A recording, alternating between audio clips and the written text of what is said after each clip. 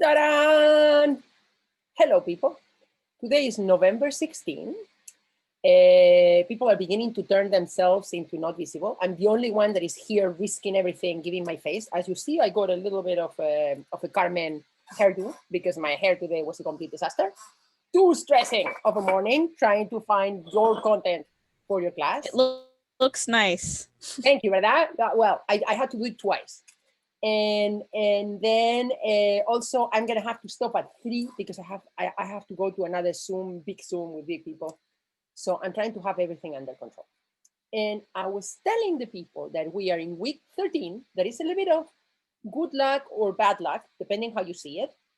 It's very interesting that, let me talk a little bit about mythology. For those students that say that I don't talk about things that are relevant, let me give you some irrelevant information.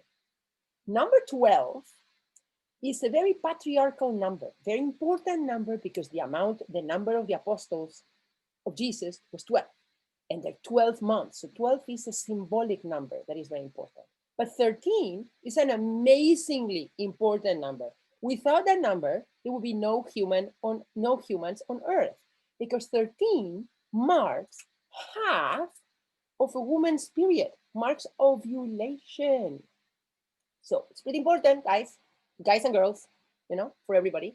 So it's only interesting that 13 would become the number that is bad luck. Do you see the pattern here? Anything that is related to females is either underneath or plain bad. So I will reivindicate the power of number 13. Okay, without number 13, again, no humans on Earth. Okay, keep on going for things that are a little bit more relevant. So this week we're going to begin working with a lady that is called Janet Murray.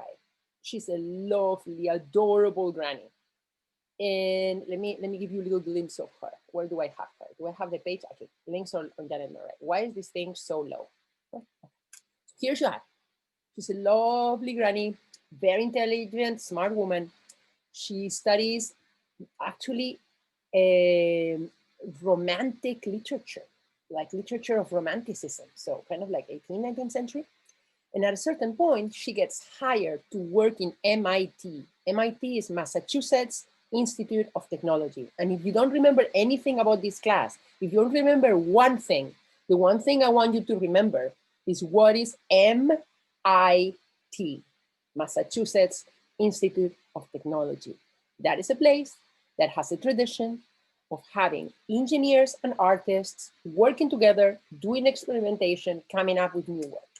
So MIT is experimenting in new technologies and gaming, the beginning of gaming, back in the 70s, beginning of the 80s.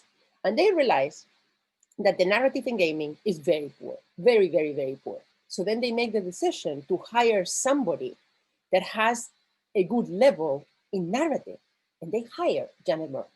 And Janet Murray goes to MIT and is there giving courses to people with a degree in engineering and to artists of all types of fields. And her duty is make an emphasis on how narrative is important. And through the years, people in MIT learn from her, but Janet Murray learns from them. And she learns so much that she says, you know what?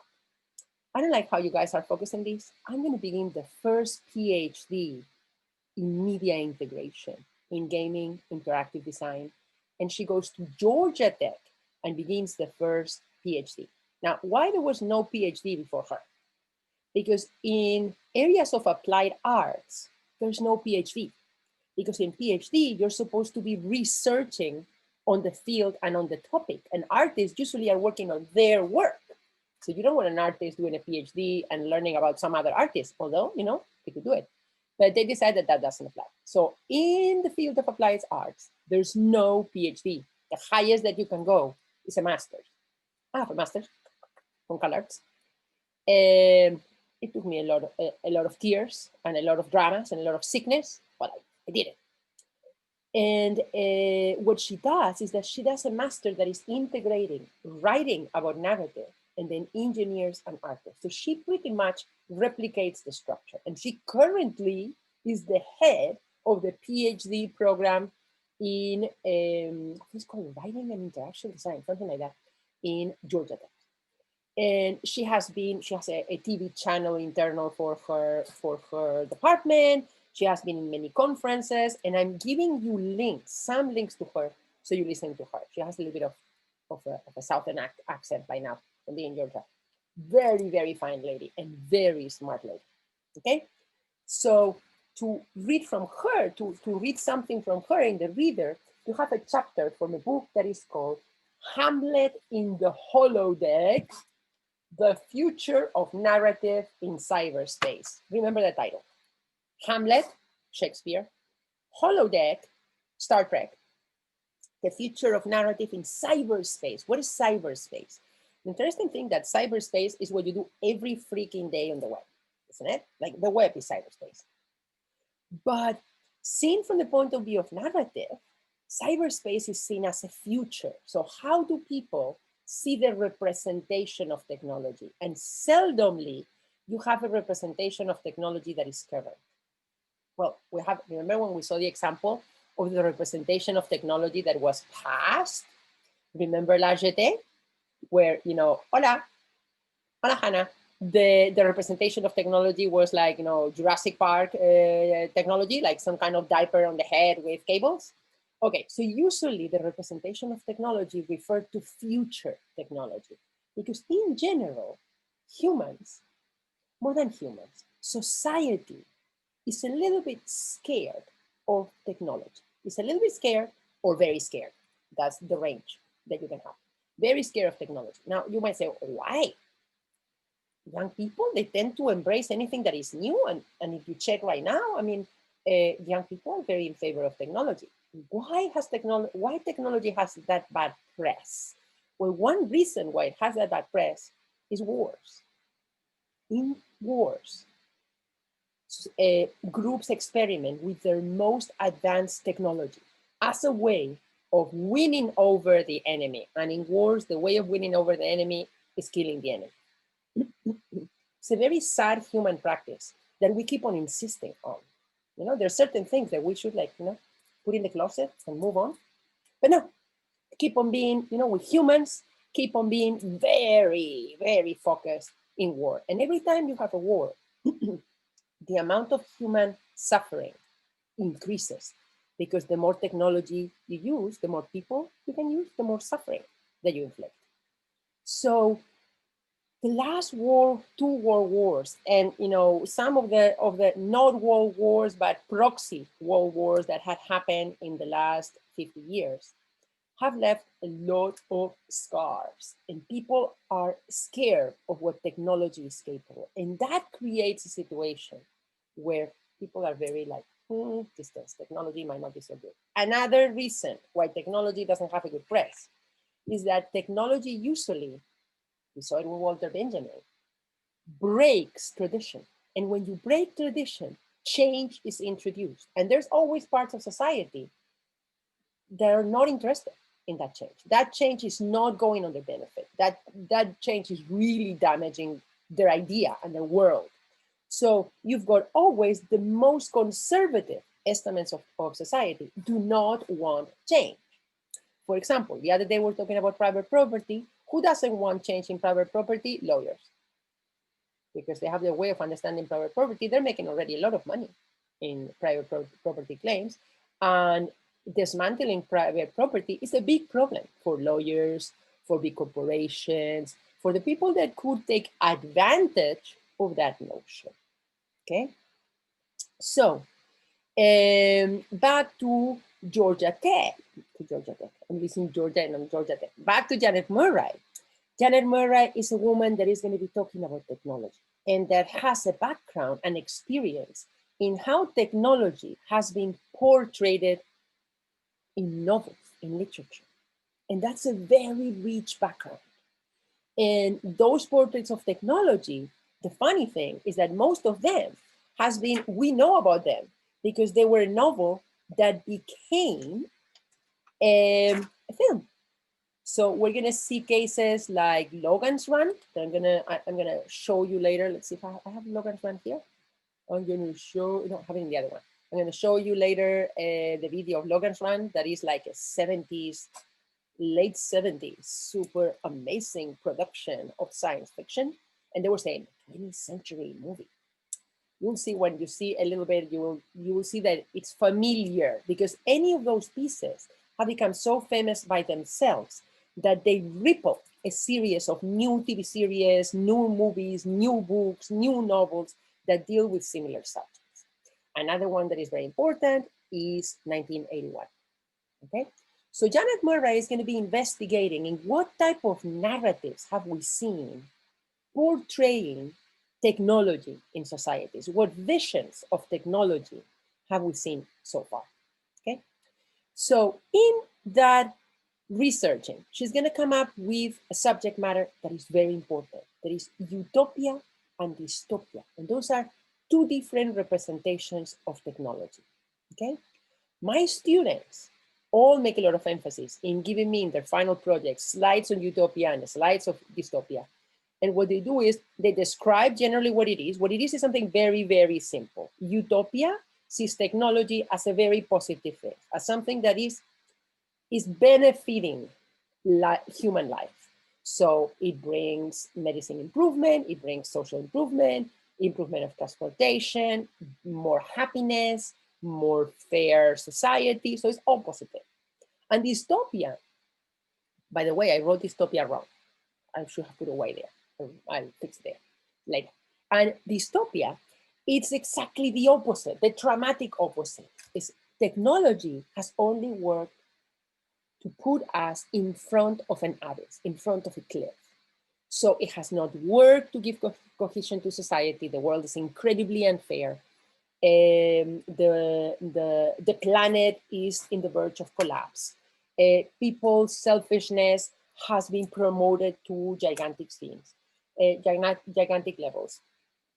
There's no balance in society anymore. The level of suffering is amazing. There is a complete decay of human and social values. That is dystopia. And representations of technology tend to be either representing a utopia or representing a dystopia. But the very funny thing is that everything is rosy and nice makes up for a very bad story. Because we're like, okay, everything's rosy and nice. How well? Wedding, kiss, end of the movie. You know, where's the dramatic tension?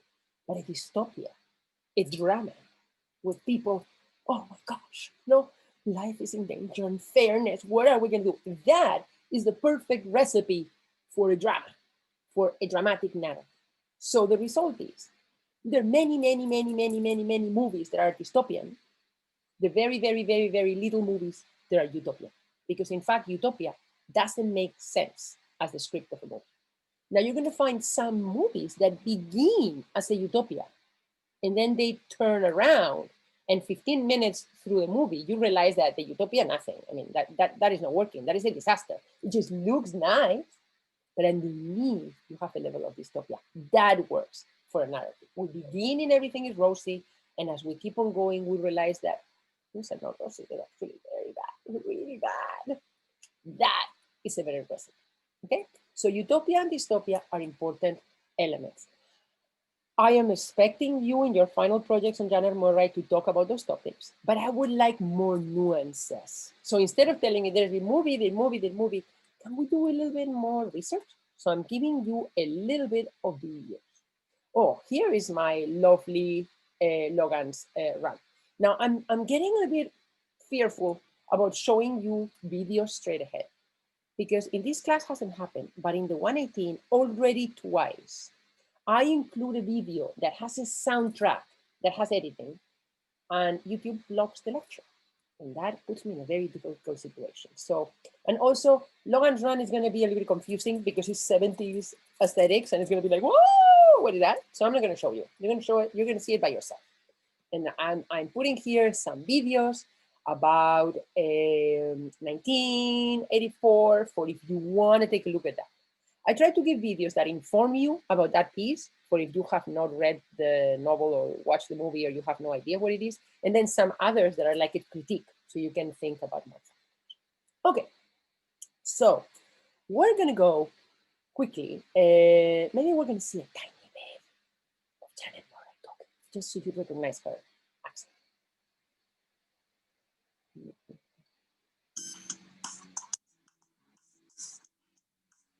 I'm Janet Murray. I'm a professor of digital media at Georgia Tech, and my research group is the Experimental Television Lab.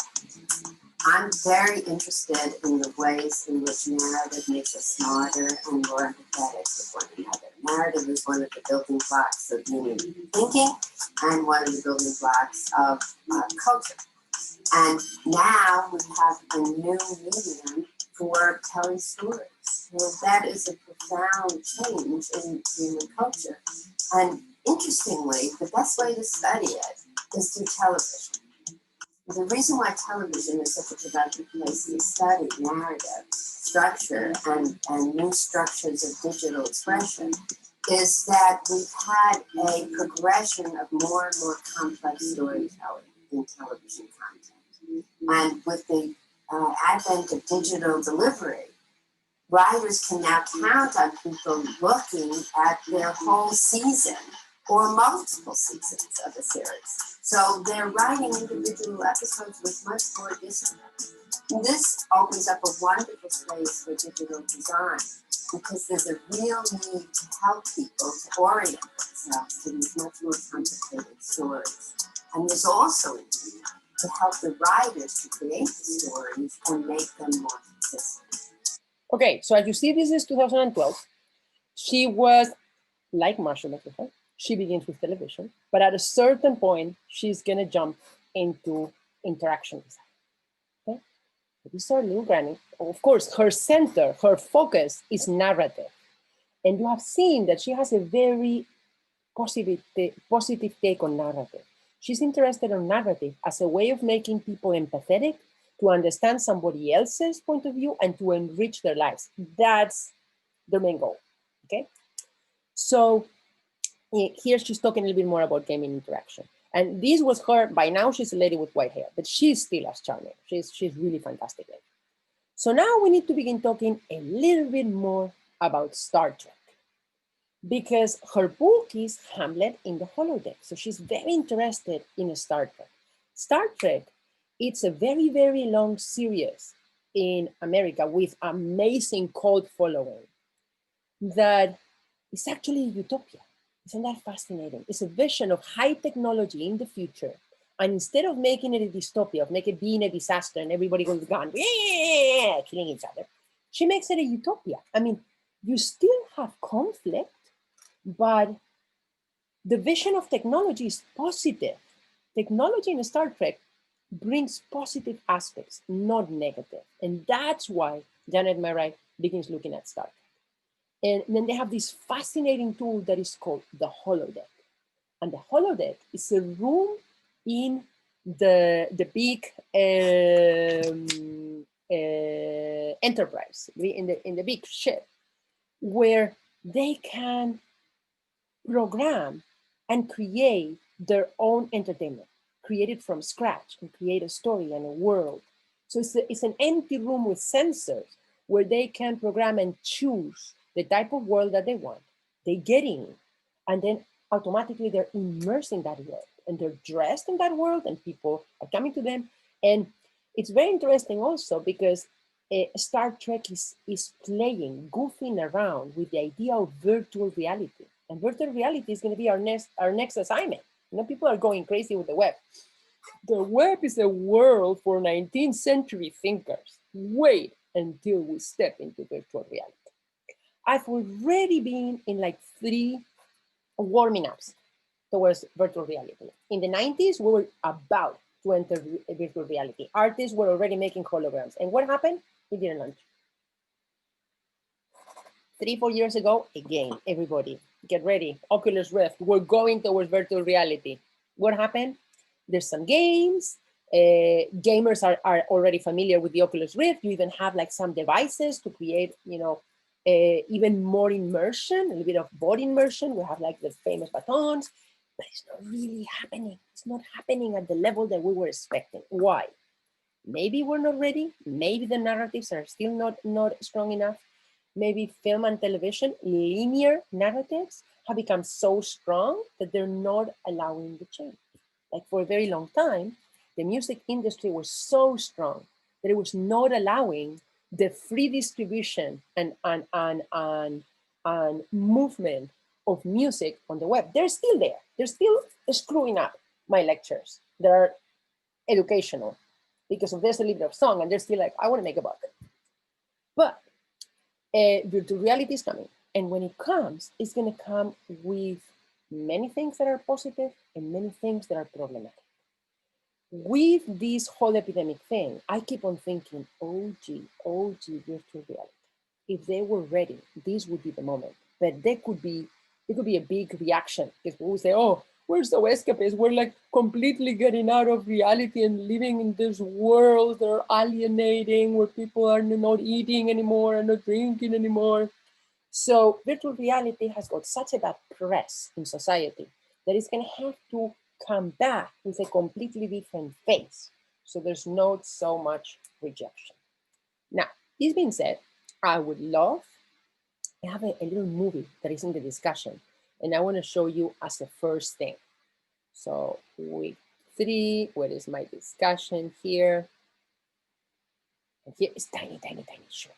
But this is the first glimpse of what is the holodeck. Okay, I want to go to YouTube to watch. It's tiny, eh? This woodland pattern is quite popular, sir. Perhaps because it duplicates Earth so well. Coming here almost makes me feel human myself. Believe these simulations could be this real. Much of it is real, sir. If the transporters can convert our bodies to an energy beam, then back to the original pattern. Yes, of course. And these rocks and vegetations have a much simpler pattern. Correct, sir. Scientific explanation of the I holodeck. can't see it. We're right next to it. They're close to what?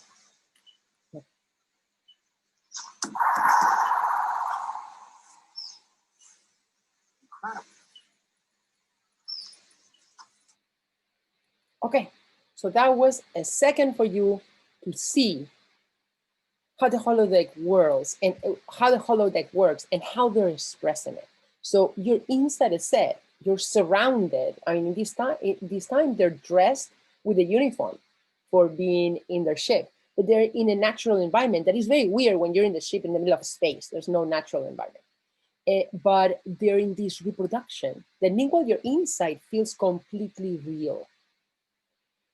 And when they're going to be performing in the holodeck, the sensation of the person that is inside, that is actually designing, orchestrating what is going to happen, their sensation is that that is reality. They have to do that so we are immersed in the story. You know, you're immersed in the story where there's tension and you know that it's not real, and you're like, let's get out. So like dreams, meanwhile you're in the dream, you have to be like, is it real or is it not real? Oh, I'm not sure, so let's keep on going. But so it's a narrative device. So that's the first step about the holodeck. Now, so remember, Star Trek is on the side of the utopia. It has a positive vision of technology. This one is a video that I really like.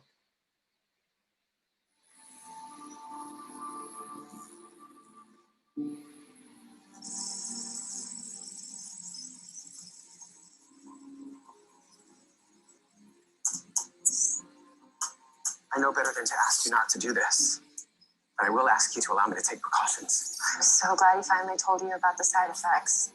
Side effects? Oh my God, I'm sorry, I just assumed. No, it's okay, Tilly. I'm sure the lieutenant has a good explanation for keeping that a secret. Phew, there's no time. This cuff will let me treat you while you're in the chamber. This poor guy is going.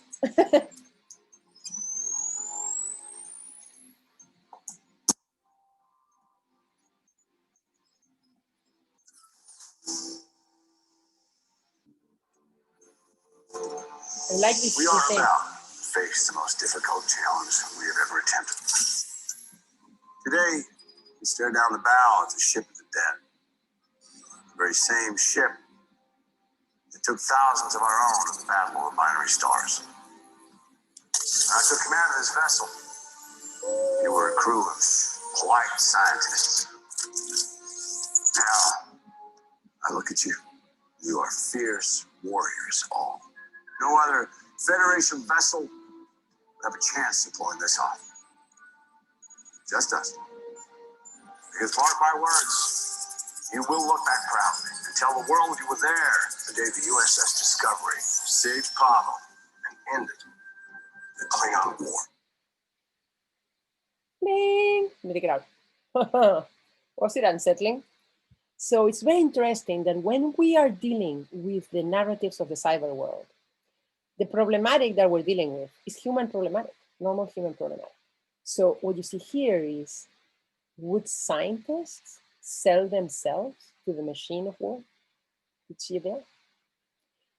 The fear that the common human has when immersed in a technological world where they're the subject, the little mouse, the rat lab, because they don't know what's going to happen, that is a very human experience, isn't it? You're in a hospital and you're like, oh, what are we going to do now to me? And comes a person and says, oh, no problem, we can do this and this and this. You're like, yeah, but it's going to hurt. So we're talking about universal human stories. Okay, so the core of Janet Murray's story with this special chapter that is called Lord Burleigh Kiss, the Vision of the Future in Star Trek. Janet Murray is working with the holodeck. She's working with virtual reality. She's trying to understand and comment on the idea of technology as entertainment, very bad press in society. Because when you have technology as entertainment, things that from a societal point of view are forbidden, suddenly they're possible. And that brings problems. So for a very long time, oh no, we are too hot, guys. Did you see that the yellow? Oh no, the camera came back. Let me put the books underneath so this is not very hot. For a second, we lost the camera. We might lose it again. So,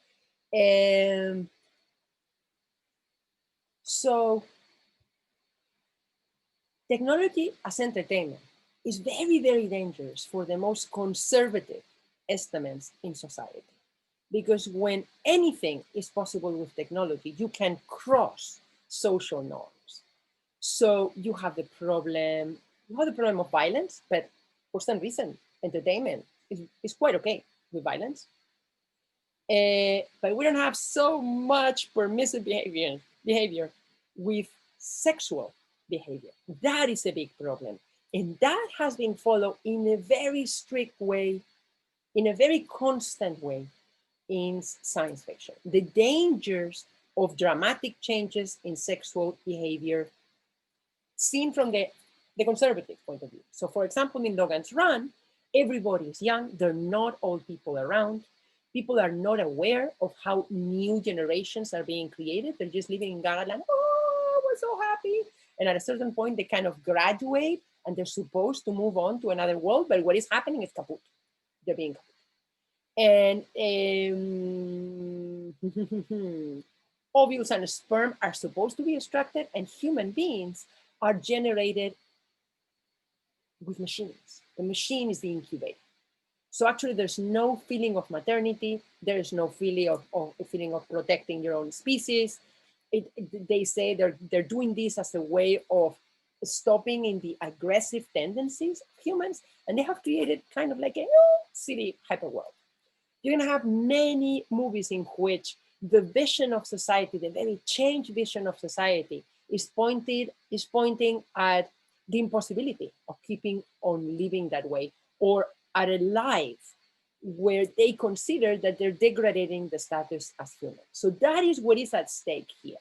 You know, what is happening when we can go into any type of free virtual reality, full scale, full immersion entertainment? Would we have the species covered? That seems to be a very big concern. I don't know why. They're always going crazy like this.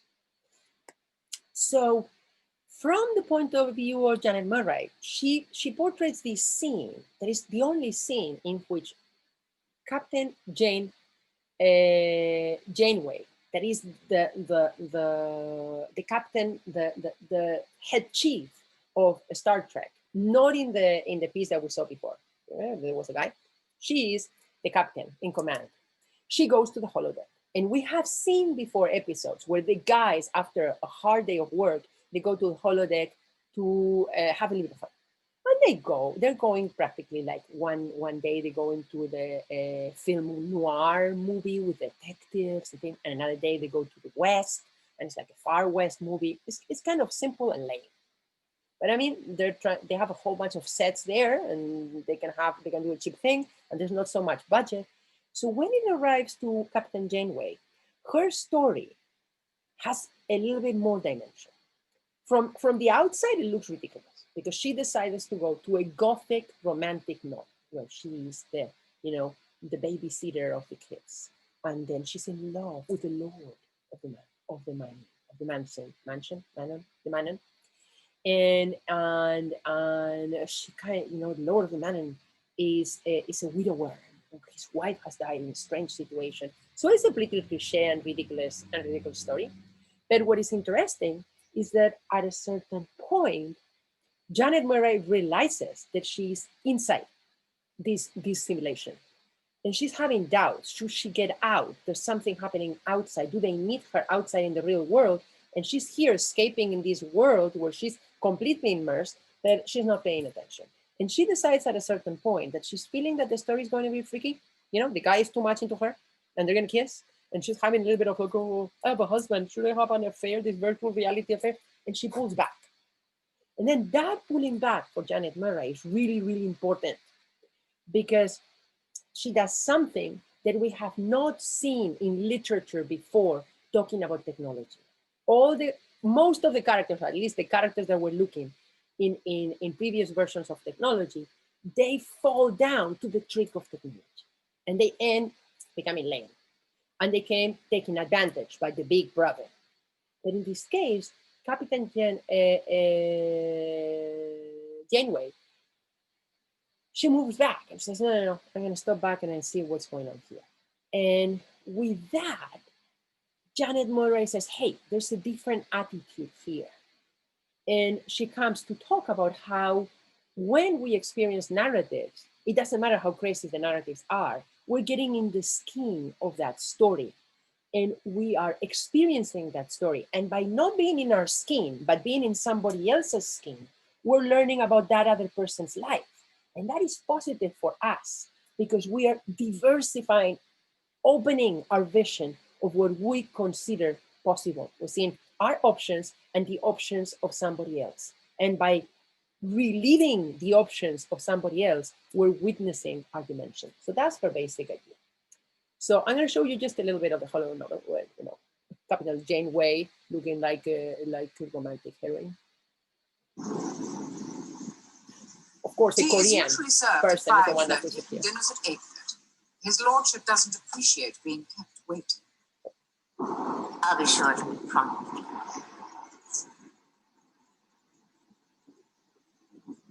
Let's make something clear, Mrs. Davenport.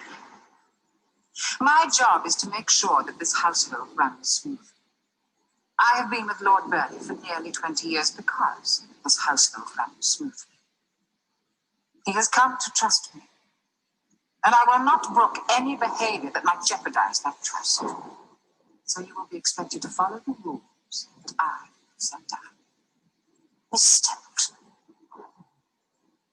I have no wish to do anything that might disrupt this household. But let me make something perfectly clear. I've been hired by Lord Burleigh, and it's his orders I will follow, not yours. You would be wise not to make an enemy of me. I can make sure we have another governess by next week. I suggest we try to get along, Mrs. Templeton. Surely there's room here for both of us. So remember that the role of Captain Janeway, she's a very, very strong woman. She's polite, she's quiet, she's contained, but she's incredibly strong. That's why she's in command of the whole Star Trek. And she has to make very difficult decisions. So for Janet Murray, it's very interesting that this is the character that they put in that dilemma where she needs to bite and to get into a story. And you're seeing how she's rejecting the story. So, I'm not sure, I'm not doing this. So, you can watch it more. I love that we're watching this in some Korean hitting channel. I like it. So I also want you to see, talking about the dangers, the moral dangers of technology as entertainment. I want you to see this amazing episode that I found by coincidence. I had never seen the episode, but I stamped on this and I said, wow, this has some meat here. So I'm not going to talk about it. You're going to watch it and then we'll talk.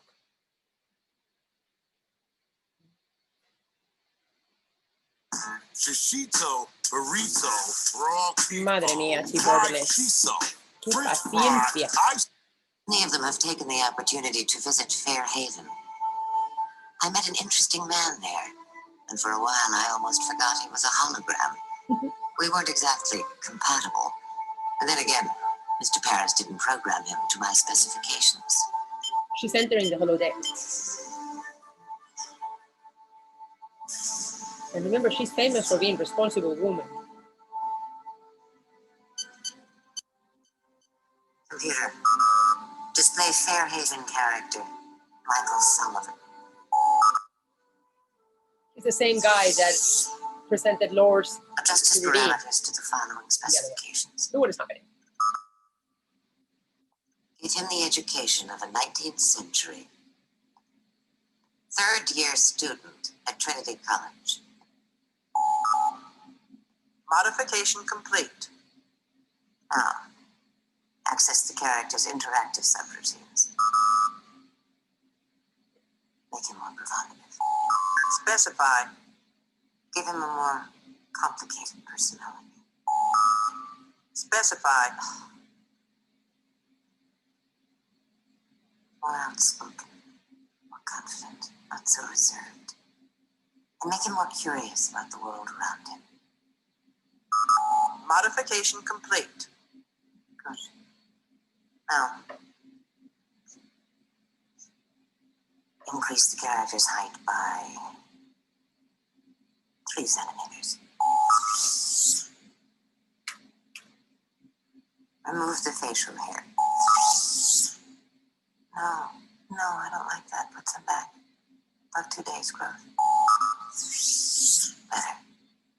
Oh, one more thing. Access his interpersonal subroutines, familial characters. Delete the wife. Modification complete.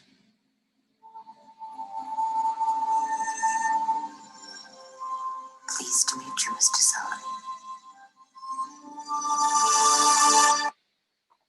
Frank, she's such a good actress. So I love this scene because you're seeing the whole dimension of the problem. If you can design your entertainment to whatever you want, what are you going to want? Are you going to be following your lowest instincts? Are you going to have the right judgment when you're deciding what is going to happen? What are the implications?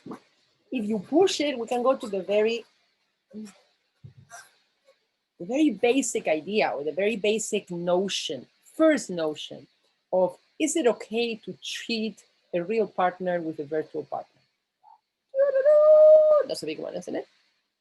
So those are the type of subject matters that are very challenging for society, and that more conservative estimates of society are not going to be wishing to go experiment on that. Therefore, they're saying technology with a grain of salt. We need to contain what is happening with technology.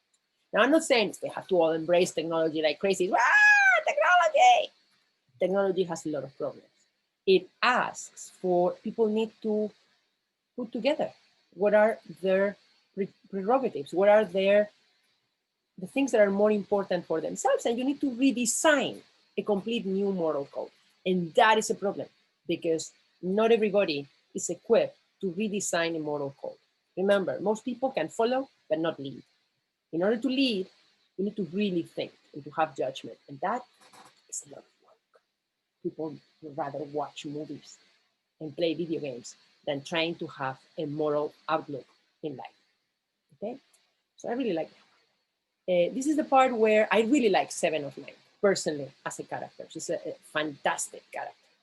And 7 of 9 is a Borg. She's a scientist. she is very interesting because this woman is also a scientist, but she has a very different role. So it's fascinating to see them both interacting. If you want to get deeper into that, I have more videos. I've actually taken a lot of poor 7 of 9. I have this one. That is where they're this and this. This one where Captain Janeway is kind of talking about human compassions, because 7 of 9 is not human and she's very logical, but she does not understand emotions. And then on the other side, Captain Janeway has a very good grasp of emotions. Her balance between emotions and humanity are very good balance, and usual balance between the both, and outstandingly better than the males in the series. So that's why she's in the lead. Hi.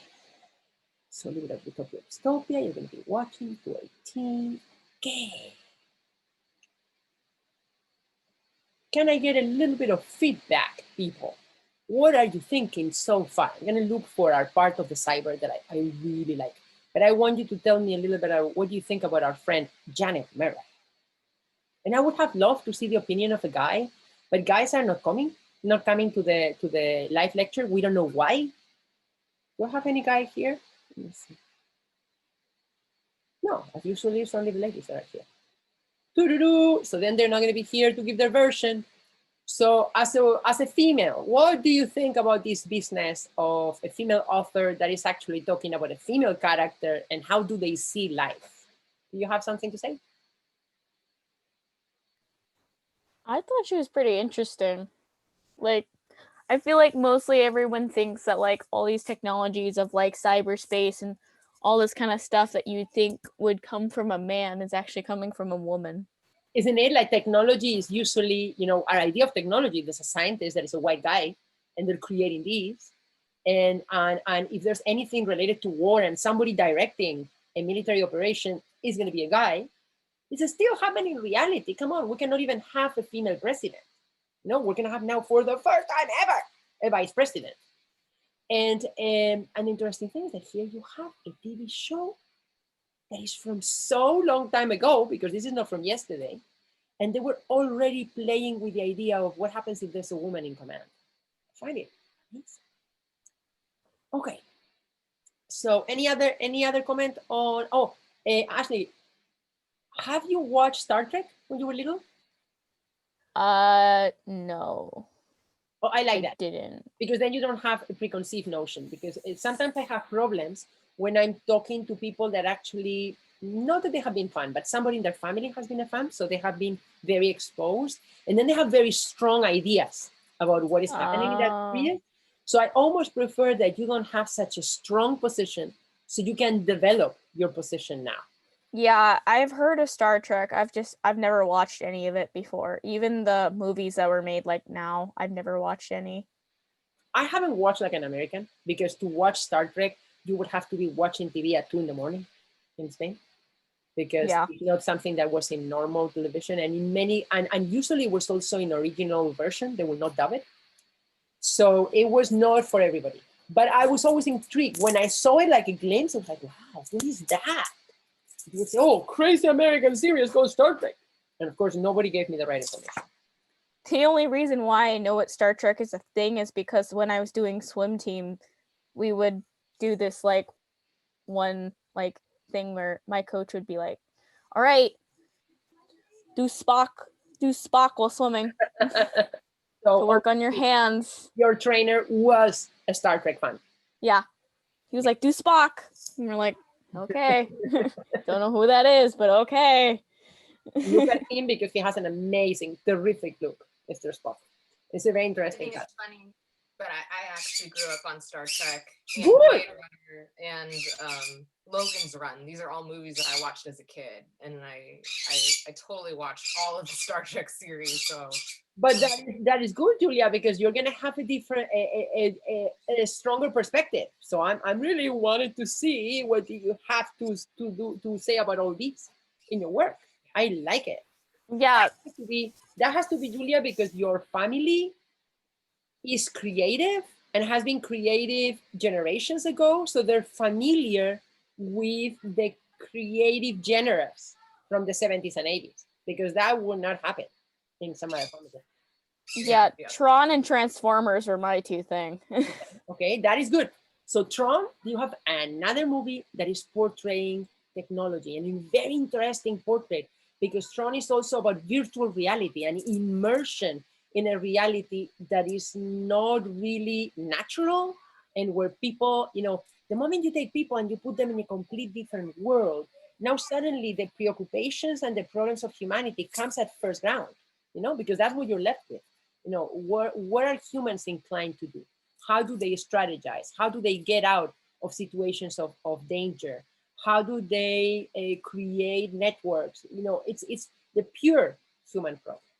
Okay, I'm gonna put this like this. We're gonna go towards cyberpunk. I have a little bit of time. I have a little bit more than half an hour. Please, all those things, if you have time later, I mean, the good thing about this is that you can be watching something meanwhile you're eating, meanwhile you are brushing your teeth, meanwhile you're doing your nails, meanwhile you're like waiting for something, meanwhile you're relaxing. I mean, those things, you can be watching them whenever you want. So I want you to watch more videos, because I'm just going cherry picking one thing or another one, okay? So let's talk about cyberpunk. I'm not so sure that you are familiar with the terminology for cyberpunk, but once I begin describing it, you're gonna realize that you have watched things that, if they were not front edge cyberpunk, they were related. And the thematic is just current, so current that you cannot deny it. So cyberpunk is a new wave of science fiction that develops during the 60s and 70s. So remember, they don't have strong computers to be thinking about those things. But that happens very often, that before a new medium becomes fully forged and available for people, for a number of years, artists are toying, playing with the idea of how that is going to be. And that is a positive and a negative thing. A negative thing because they're usually, of course, they're not talking about reality. They don't know how the gadget is going to work. They're kind of like dramatizing. And then some people get over scared. And it's positive because they're looking at the situations that might be problematic, especially morally problematic, and what are the dilemmas and how characters would solve those dilemmas. So the cyberpunk begins in the 70s and in the 60s and 70s. I still remember the very late 70s going to with my mother to London and seeing the first punks that I had ever seen. And I was like, I couldn't walk. I was like, no. What are those people? I said, walk, keep on walking. Those are punks. I'm like, what is a punk? And those people with these amazing outfits, with their like orange hair standing up, and like Scottish skirts that I love, they were completely ripped apart, and that mix of leather, war, homeless, full of safety pins all over. I was like, wow, don't even think of looking like that. I'm like, oh my God. So it took me years to figure out. I only got the glimpse, the aesthetic glimpse, and I thought, this is the best thing since chocolate. I haven't seen anything like that. But punk, that is a movement, that is a rebellion against industrial society and capitalistic society, and the mediocrity of the life in a city. That's punk for you. Mixed with the cyber world creates this type of story that is very peculiar and very outstanding. Like you immediately say, whoa, that's cyber. So it's interesting that the insignia, the most important novel related to cyberpunk, that is called The Neuromancer by William Gibson, has never been produced as a film. There has been 2 or 3 attempts. One of trying to do it as anime, but nobody has been able to put it together. Now there's some other movies that you're going to see highly influenced by cyberpunk, but not referring to the original, the cult literature in cyberpunk. So what are the stories? They're usually outstanding in cyberpunk. So you have a world dominated by technology. That's not a very big deal now, but we're talking fully dominated, where technology is organizing society. We're going there, but we're not fully there. Technology already has consequences in society. And who has access and who doesn't have access is already defining lives. But this is to a level, to a dramatic level, to a level of a story of science fiction.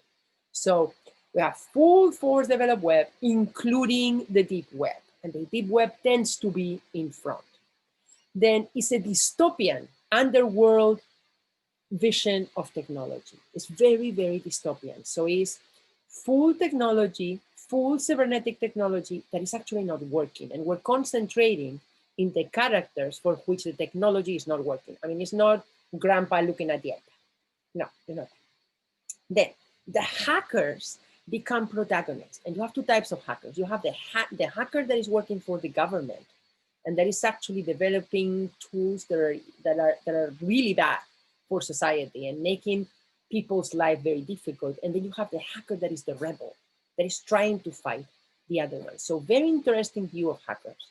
And you're getting to see their world and their environment in a very dangerous world. There is an exploration of damaged nervous systems. What am I trying to say?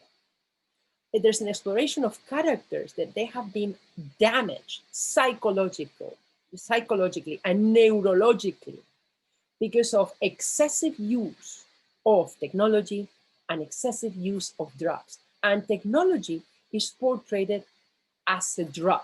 And in many cases with use of both at the same time. A lot of hallucinogenic world, a lot of running away from reality in order to live in the virtual reality, having a reality that is really miserable, and coming back and forth and coming back from that virtual reality more and more corrupted and destroyed. So those are not usually very positive, la la la type of stories. They're harsh. One example is Blade Runner. And because I'm teaching generations of people that are younger and younger, I have many of my students have never seen the first Blade Runner, that it was 1982. Goodness gracious. That is the year that I first tried to go to college. So in 1982, this movie comes out that is reflecting a world that is completely different to what we have seen before. And normal audiences are just like, wow, this is really weird. I still remember people getting out of Blade Runner in the cinema and saying, this is the weirdest movie I've seen in my life. And some of the people completely captivated. And what it was reflecting is a type of society and a type of world that at the time people were so unfamiliar with.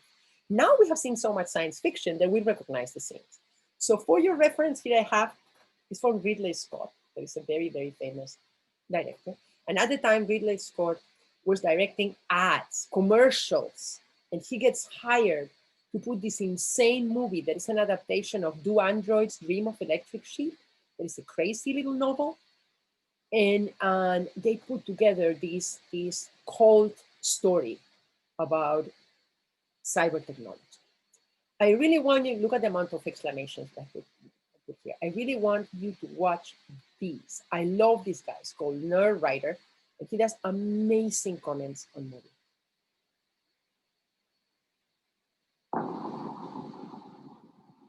A little bit. This is his opening. If I can, I'm going to watch you several comments by this guy. Not today, but in different. The first thing everyone notices about Blade Runner is how beautiful it is. Along with William Gibson's novel Neuromancer, the film is credited with the creation of the cyberpunk genre, a science fiction subgenre marked by the confluence of high tech and low life. Blade Runner's Los Angeles of 2019 is the archetype of that style, creating it more than just with its giant arcologies, neon-lace storefronts, probing lights, and rain. Director Ridley Scott is perhaps the only person who could have adapted this movie from the Philip K. Dick novel Do Androids Dream of Electric Sheep, adept as he was at creating atmospherics in the 3,000 TV commercials he directed. In Blade Runner, his trade was fully realized in the service of a simple story loaded with thematic explorations. Most of what you need to know about the plot is explained before the film even starts. Men created smart androids called replicants. Some rebelled. Cops called Blade Runners were hired to kill them. Now the replicants are banned from Earth and given meager 4-year lifespans. There was an escape from the off-world colonies 2 weeks ago. 6 replicants, 3 male, 3 female. They slaughtered 23 people and jumped the shuttle. In the first act of the film, we learn that 4 replicants escaped their banishment and came back to Earth, and Rick Deckard, a retired Blade Runner, is being called back into action to deal with them. In that process, we are confronted with an avalanche of big ideas, what it means to be human, how our memories create who we are, themes of love, exploitation, post-colonialism, social hierarchy, and social decay. And we're given a number of visual symbols as ways into them. For example, eyes feature prominently in the movie. The film opens with an all-seeing eye beholding the world. Deckard and the other Blade Runners use eye scanners to detect empathetic responses and determine who is and isn't a replicant. Roy Batty, in his fight to expand his 4-year lifespan, visits the man who designed his eyes. If only. Amazing, this guy. So I don't know if you have not watched the movie, you're like, what's going on? But it's presenting with topics that are very important. So basically in the movie, you have humans and replicants. They are not humans. They're artificial intelligence in bodies that are actually biological.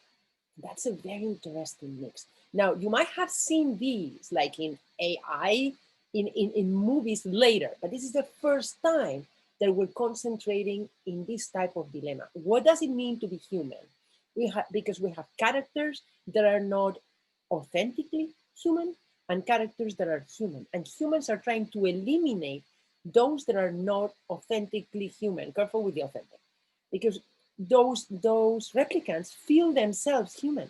And they have implanted memories, so they believe that their memories are real. So this is a very important dilemma.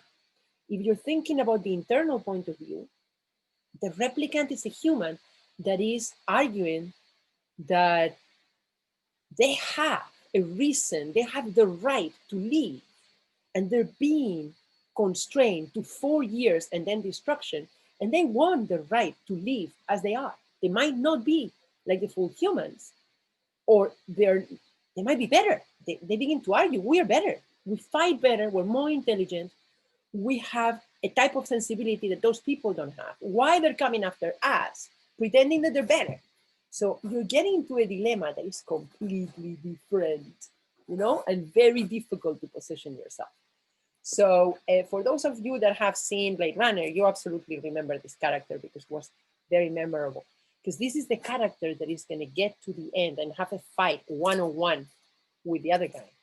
And when he gets killed, he's going to give like a little end of the opera, a little solo, where he's talking about what meant to him to be human, while he was alive. And I have to say, the story is so hypnotic and so amazing that we have a new Blade Runner movie done in 1917, a very good movie. I don't know if you guys have seen it. Very interesting. Okay, we cannot keep on watching because we don't have time, but we really like it and you're going to be watching it later. So this is the one that I really like. This is a little bit of that final scene where Deckard has been killed by our protagonist. By the way, our protagonist, he doesn't even know if he's a replicant or not. He's having a lot of moral problems with that. Because how do you know? Everybody has memories. In this case, it doesn't matter if you were a child or not, you have memories. And biologically, they're so perfect that they wouldn't know what has happened. So it's a very interesting dilemma. So I want you to just watch a little bit of the Tears in Rain monologue that is his end acting in the movie. It's over here. So, full screen. I guess you're through, huh? I'm so scared that every time the thing is going to go yellow. What happened here? It kind of went through by itself. Let me take out this ad out. So they're fighting.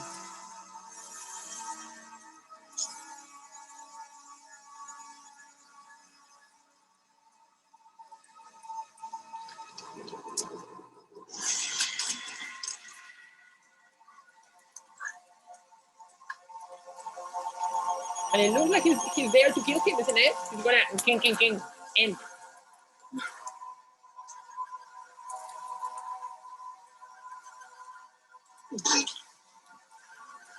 Quite an experience to live in fear, isn't it?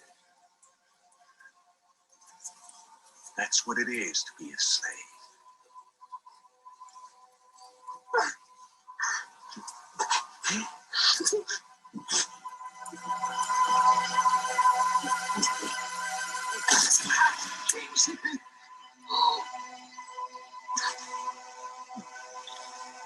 Remember that they're incredibly strong.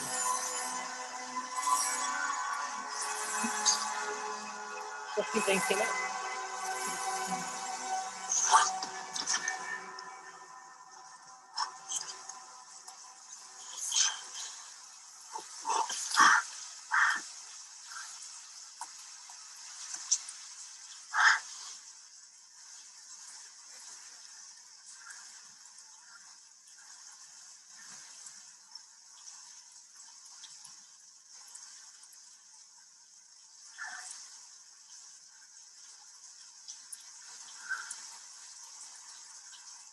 I've seen things you people wouldn't believe.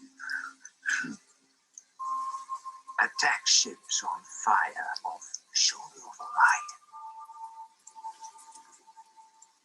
I watched sea beams glitter in the dark near the 10-house gate.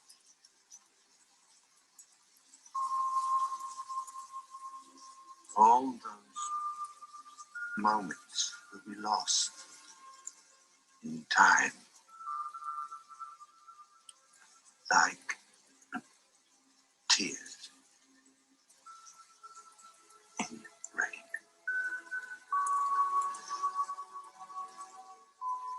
Time to die.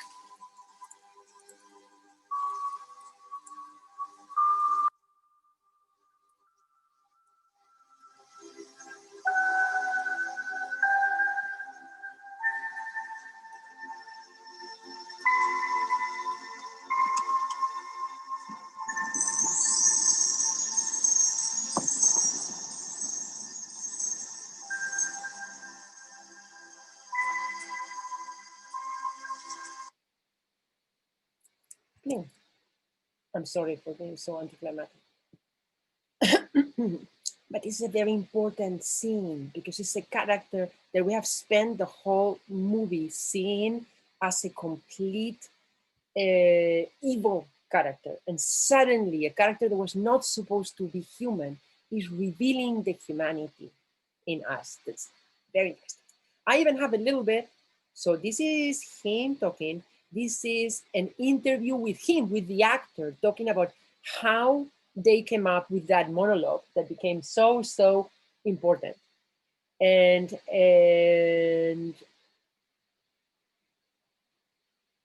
that it was not even the sign to be like that. That was not what he was supposed to say.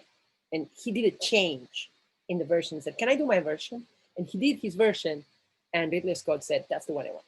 That, and I was here, stop thinking, because I was thinking, I think that even Purple Rain from Prince is inspired in this moment of extreme melancholy and this amazing moment of truth. Okay, a little bit more analysis, and then we have the new Blade Runner. Now, people, how many people have seen the new Blade? How many people have seen the first Blade Runner, the one that I'm showing here? Anybody? I have. You have? Okay, the rest, nobody? Guys, do have something to do, isn't it? No, I haven't seen it. You need to see it. There are things that you watch for entertainment and things that you watch because you want to have a background in what's going on in your society. And this defines, at a certain point, the world of art in the 80s and the 90s, especially in the area of science fiction. So you're going to watch the first one. Now, who has seen the second one? The one from 2017? I have. Do ya? You're getting on the lottery today. The rest, another movie that they're going to watch, because the second one is also important. And it's one of those cases where the second one, it took so many years. to do. The second one is as good as the first one. But if you don't get the meaning of the first one, it's difficult to understand the context of the second one. You need to understand what has happened on the first in order to go to the second one. So you've got two movies, guys. You can be watching them in Christmas. Don't watch them when you're very depressed. They're really, really beautiful, but depressing. So popcorn, chocolate, all those things that really help in those cases, I advise. Here you have another very interesting thing of why do we love a hero that doesn't matter, and that is talking about the, why do I put 19? I should say 46. I have so many things, 49, so many things to correct here. Like, then we have a little bit on cyberpunk. We have Akira, that is a very old concept, Japanese concept. When I was very, very young in college, I watched this cyberpunk short called Tetsuo, the Iron Man. Very, very strong. It kind of left me like, and you have to understand that in order to understand, especially Japanese cyberpunk, you need to understand the experience from Japanese people during World War II. There's a highly technological attack on the Japanese people by Americans. That is the atomic bomb that creates a gigantic trauma in the psyche of what then was the kingdom of Japan. That quickly, because of that, they stop being a kingdom, no more emperor, and becomes a country. And then you have a whole country and a whole culture that needs to assimilate what has happened there. And that was very strong thing to have to assimilate. Americans have never had to assimilate something like that. Okay, maybe you have September 11, that it was a very big, but September 11, as much as it was cruel, it didn't have the dimension of two or three, Hiroshima and Nagasaki, two nuclear bombs, one after the other, and the level of destruction, momentary destruction and destruction in the long time. So a culture that was very inclined to nature, a culture that still had a very strong contact with nature because they hadn't had the type of industrial revolution that the West had had, suddenly gets an attack that is a biological attack. And the vision of nature needs to react. And as a result of that, you get a cyberpunk that is way stronger than the cyberpunk in another country. It's the Japanese reaction to such gigantic emotional trauma. So you're going to see that in many senses, Japanese film, and even, try to think of Godzilla, it's an animal that has morphed, that has, evolved in a strange way because of technology. So it's that a little bit of a version of a vision of what happens in a country when years and years, 50 years after a bomb has been dropped, there are still things that are going wrong, and their vision of energy and radioactivity. Very interesting stuff. To me, it's only a fair situation that Japanese media is the current leading media in entertainment. You have it in animation, Japanese anime, and you have it also in gaming. But the Japanese subculture is incredibly strong. And when have you seen that a country attacks another one in an extremely cruel way, and the one that has been attacked develops a counter culture that dominates the attacker? Do you think that is good? I think it's spectacular. It's absolutely amazing. Then a little bit about the Wachowski brothers. Do I have time? Yes, I think I have. So the Wachowski brothers might sound to you like nothing, but if I talk about The Matrix, maybe you know a little bit more what is that we're talking about. And The Matrix is another movie that is heavily inspired in cyberpunk, many elements of cyberpunk. One of the reasons why I like The Matrix so much, and I like the work of the Wachowski brothers, that shouldn't be called Wachowski brothers because they both changed gender. So they're actually the Wachowski sisters. One of the reasons why I like their work is that the work is very experimental, very personal. You're going to see people that either they love it or they detest it. But they did a very interesting reading on cyberculture in a film that was made for everybody. So not necessarily for people that understood cyberpunk and counterculture, for general masses. And it was an amazing success. So I'm going to leave it here. I have a number. As you see, I have the old links from next semester. I still have to change them. But I'm probably going to talk about all these next week. But there's one thing that I want you to see, and we're doing good, guys. Show me. Number 13, I have a page called The Hero's Journey. I can pick it here. I think that I put it here. But go figure what's going to be the name. Is this? Yes. This is The Hero's Journey. It's my page on The Hero's Journey. Let me put this a little bit smaller. And I have links to things going around. We're going to talk about Joseph Campbell next week, but there's something that I really want you to see. So next week, we'll concentrate on mythology. But there's something I want you to see, and is how The Matrix, that is a movie about cyberculture and about cyberpunk, is also a movie about how do you organize a story according to mythology. And the Wachowski brothers, sisters, are following the structure of this guy called Joseph Campbell, that structure how mythological stories tend to work. And I want you to watch this little bit. I will watch it 2 or 3 times. The first time I watched it, it went like that. I couldn't fully grasp what was going on. So here we have it. And the person that is talking is a follower of... I replaced the sky with luminous four, turning this photo into this photo in just a few clicks. Hi everyone, my name is Duncan Dimos, and I'm a French photographer living in the beautiful city of Paris. Cariño. I like mining the past, going into the myths, finding modern applications or updating them, and just tapping this, resource that mythology and folklore can be. My model for this is Joseph Campbell, who looked at certain patterns that show up again and again in the myths and the legends, and also in our own structure, the way we're built as human beings, in our dreams, in our psychology. You almost always start out with a hero who is in some kind of environment where he or she is not completely comfortable and they know something's wrong and something's got to be done. Problem with authority, Mr. Anderson. The second step is a call to adventure, where something becomes even clearer now. You have to do something. Almost immediately, you come to the third stage, which is refusal of the call, where the hero says, no, I can't, or the fear comes up. That's really what it's about. It's expressing everyone's fear of change. The next stage is to overcome that fear, and usually this is meeting with a mentor. At last. Number 5 is crossing the first threshold. Almost every story has a moment like this where you get that sense all the prep is over, all the packing is done, now we're really setting out on the adventure.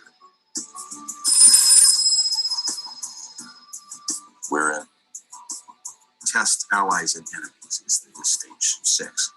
And here the hero begins to experiment with that new world and find out what's really new about it. Who's on my side, what can I eat, what can eat me, and picks up some lessons.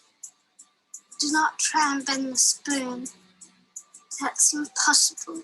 Stage 7 is approach. What are you doing? I'm going in. Here the hero is now pretty deeply into the new country and getting ready to face the big one, the big question or battle or struggle in that world. And so there's a moment of preparation and rehearsal for that. Guns. Lots of guns. And then there's the actual moment of facing the fear. That's stage 8, the ordeal, where the hero has to go through some kind of severe test that may involve facing death. The result of that is stage 9. There's some kind of reward. If you survive, there is a reward, there is a payoff. Next stage 10 is the road back, where the hero actually now has to collect himself or herself and start finishing. What is he doing? He's beginning to believe. Often there'll be a chase scene at this stage The 11th stage is resurrection, where the hero has to face death one more time, but in a more final way, on a bigger scale, and at a deeper level, so that they're really, really being tested about everything they've learned on the whole journey so far. And that leads to the final movement, return with the elixir. This is a term Campbell used. The elixir is some kind of magic thing like the golden fleece or the holy grail that brings back life into the culture. And so the idea is the hero has to go on a journey and learn some things and change and bring something back to share with everybody else, or it's a total waste of time. Okay, so we're gonna be talking a little bit more about that next week, about, you know, the ideas, especially about the epic story in mythology. But I wanted you to see the movie of The Matrix under a completely different perspective. So Joseph Campbell says that stories in mythology tend to have a very certain structure, a structure that has been repeated in entertainment movies for the last 15 years ad nauseum. Everybody's repeating that structure. And he's defining the steps of the structure and then showing the matrix and how it absolutely follows that recipe, that structure of how mythology is supposed to reflect the story of a hero. And the Matrix is the story of a hero, isn't it? A hero that is such a hero that he's almost a messiah, because he's changing the outlook into the world. They're realizing that they're actually trapped in a digital world where they're actually slaves, not free people. So it's a very interesting look. What am I doing in this page? I have no idea. 253. We're doing very good. I want to come back to what? With my little cyberpunk narrative. We're doing so. Okay. So where after Akira? Here's what we're talking a little bit. Now, if you're interested in The Matrix yet in another aspect, I highly advise that you watch these. This is an amazing video that I used to watch with students in the face-to-face class for a complete class. We would watch these. And this is how the different points in philosophy that The Matrix is covering. It's a very interesting movie, The Matrix, because you can look at it from many different points of view, and it has been very well modeled, so it works under very many different spheres and perspectives. This is a very, very good video if you're interested in philosophy. Now, why am I showing you all this? What I'm trying to show you is material around the cyber world, utopia and dystopia, cyberpunk, and things that are going around the chapter that we're reading. So you might use those stories either to make your extra credit assignment. Remember that there are an amount of people that want to put together an extra credit because they either missed many discussions, or they're trying to go a little bit higher, or they're in between two letters. So they're trying to go for the ones a little bit higher, like flip to the next one. And during this week and next week, we're going to be working in the content to create that extra credit project. So it can be Janet Murray straight ahead, or it can be Utopia and Dystopia with case studies of example. You can be making an extra credit in cyberpunk. And when next week I begin explaining a little bit more the hero's journey according to Joseph Campbell, the easiest thing would be to choose a movie that follows that structure and explain at the same time the structure and how the movie is following.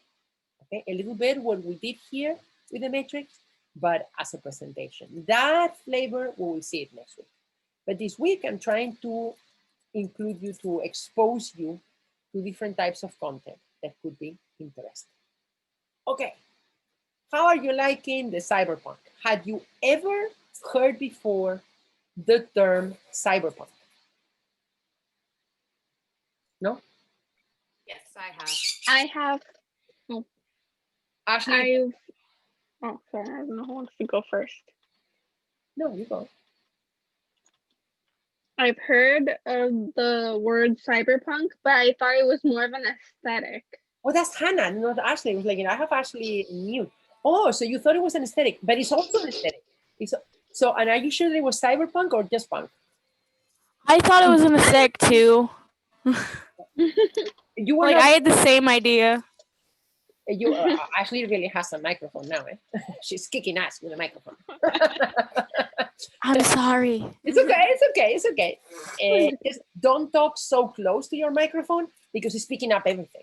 So you can talk a little bit farther away from your microphone. I'm sorry. No. Yeah. We're learning. I thought it was like an aesthetic also, like a music, because like how there's like punk genre for like music, or like punk, like the fashion. Yes. And how there's like multiple different like cyberpunk, steampunk, all this random other stuff. But you're right. I literally thought that. You're right. Like steampunk is one of my favorite things. It's a movement. It's a movement that happens between the 60s and the 70s, that there's like a big rethinking about what does it mean to live in a Western world. And it's a movement that is developed by youth, by very, very strong and confrontational youth. It's a very anarchist movement. To me, it's very interesting. Whenever I talk about anarchist movement in the United States, people, anarchist, that's bad.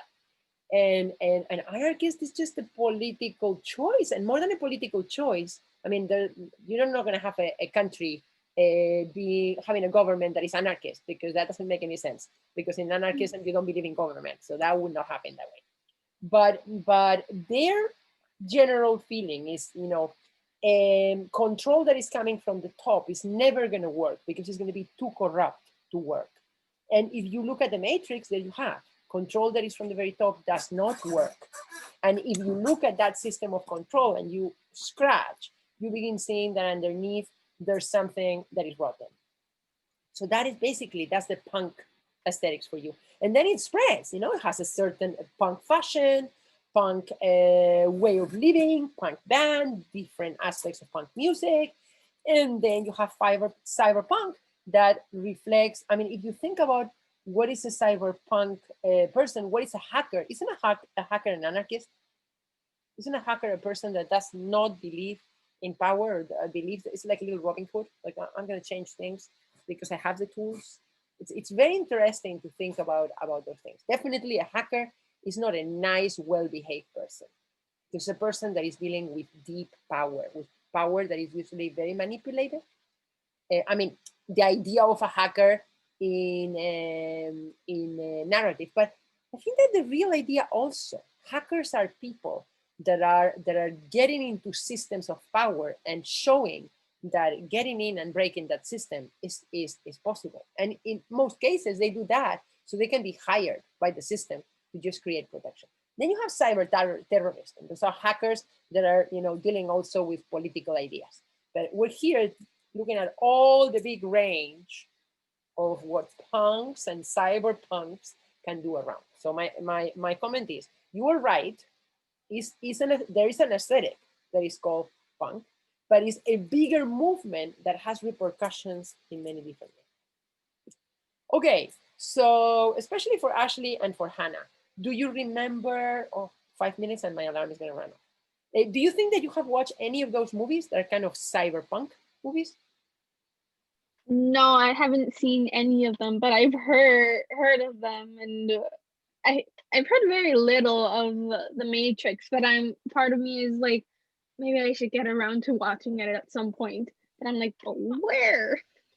Here in YouTube, you can watch. Yeah, I've heard of them also. Okay. I've heard of Matrix, Star Trek, all that stuff.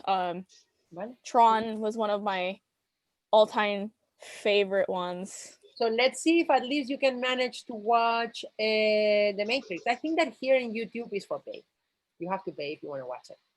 Wait, question. Maybe you can find more people, and everybody gets together. And what is a movie in YouTube? I think that is like $5-6. No? Yeah, it's really expensive. I thought it was like $3. Maybe it's even less. It was cheaper if you bought it. Depends on the movie and how popular it is. Yes, The Matrix is not cutting edge anymore. It's a bit of an old movie. You'd be surprised, I feel like. You think Because I so? feel like a lot of people are like, oh, the classics. Let's go Yeah, for the it's classics. an old movie. Okay, so you're gonna try to watch some of them. Now, The Matrix is only the beginning.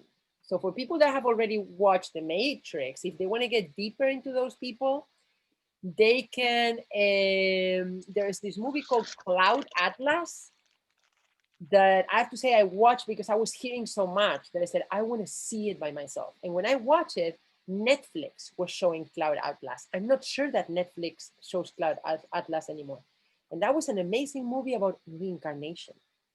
What about that?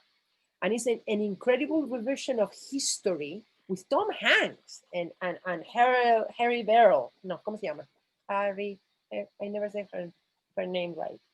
But I mean, two very, very amazing actors. And they're like popping out in different moments in history, and they're different characters. And in that movie, you're in a little story in a certain world, and at a certain point, one of both characters dies. And as they die, you don't cut. You keep on going with the death. And as that character dies, you see it like it dies into that world, and then you see them in a new one. So it's basically reincarnate. And you see the same characters reincarnate 5 and 6 times. It's difficult to watch and difficult to follow because you're like, okay, we were in prehistoric Britain. This guy was here. And then what happened? Because in the next one, because it's not necessarily historical, it's jumping back and forth. So it's a difficult movie, but the ideas, it's incredible. And then I have there's this character called Sopni 451. That is a Korean girl that is a worker in a fast food restaurant. And she has this amazing story. She works in a fast food restaurant in a world where she's supposed to get killed the same way that the people in Logan's Run get killed. And somehow she manages to escape. And then there's a myth that she's become a goddess. And she writes things, and her writings are seen in the future as the writing of a goddess, of a prophet. It's absolutely fascinating. So I have here a little bit about Sopni 451. If you're very interested, you can watch it. Maybe I show a little bit next week, maybe not. Because, if I watch, well, I don't think that I would really spoil the movie because you're watching one of the tiny episodes. But to me, this one is hyper chilling. This is a story of Korean fast food in a cyber world. That is something that it didn't let me sleep for months. I was there thinking, what happened here? And if you don't have enough with that, then you have Sense8. And Sense8 was a series that was done straight ahead for Netflix. The content is very adult, so I'm not sure that all my students can be watching Sense8. Please, when I say that a content is adult, don't go running to see if you can watch it, because when I'm warning is that there's possible damage that can be inflicted. It's very, very strong. But the general plot is that there are 8 people, and there are more, 8 people that form a psychological cluster, and they have communication, psychokinetic communication between one and another one. And they're like, if there were one person with 8 different aspects, not one person, one bigger entity that has fragmented, and each person has had their own peculiar experience in life, but they can communicate in things that are bigger. And the concept is diabolic. And then the things that happen with that cluster when it's being discovered by other scientists, and they have to go undercover, and how they help each other, really strange. And it was so problematic and so polemic that they even made a second season. And it was one of the few cases where film critics did not like the series and said, it's a piece of shit. But then normal people judging the series really liked it. And because of the popular vote, Netflix decided to go for a second version. And the second version is as crazy as the first. And there was word that there was going to be even a third one. But with all this business, they're frozen, so we don't know what's going to happen. Even the second one was already very problematic. So the Wachowski brothers, sisters, as they develop their work, they're going straight ahead for the things that are the most problematic. Not problematic, the most in the cutting edge of what are people thinking? Where are they positioning themselves? And they're showing a story where you think you have a position, and then you show the story, they show you the story, and you're like, I don't know anymore what is my position. I don't know what to do. And you have to be watching the characters to try to understand and get familiar with that situation, even in order to have an opinion. So you're there working. I'm taking notes. I'm like, okay, so and so is from this place, and it has this relation to the other person in the cluster. And this is what is happening. Like Wachowski movies, you need to take notes. In Cloud Atlas, I have somewhere there. I feel a little workbook trying to make sense of how the movie was advancing because I couldn't get it. So that's a new way of watching movies. So if you're interested in any of those topics, watch a little bit more of the videos that I'm explaining, and try to think if some of those things would be what you want to do for your extra credit project.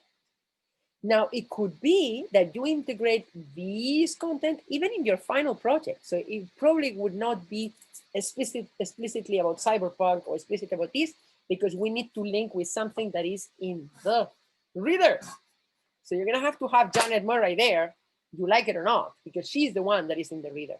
But we will see what type of topics people are planning and presenting in the final project, but definitely this is content that can be in the periphery, in some of the content that you're going to be placing in your final project. Okay, 3:08. We're doing good, but I need to stop this before 3:10. And please drink a glass of water and try to relax a little bit, because they're going to make me talk a lot in the next meeting. And the next meeting is a little bit risky. Okay, do you have last questions or comments?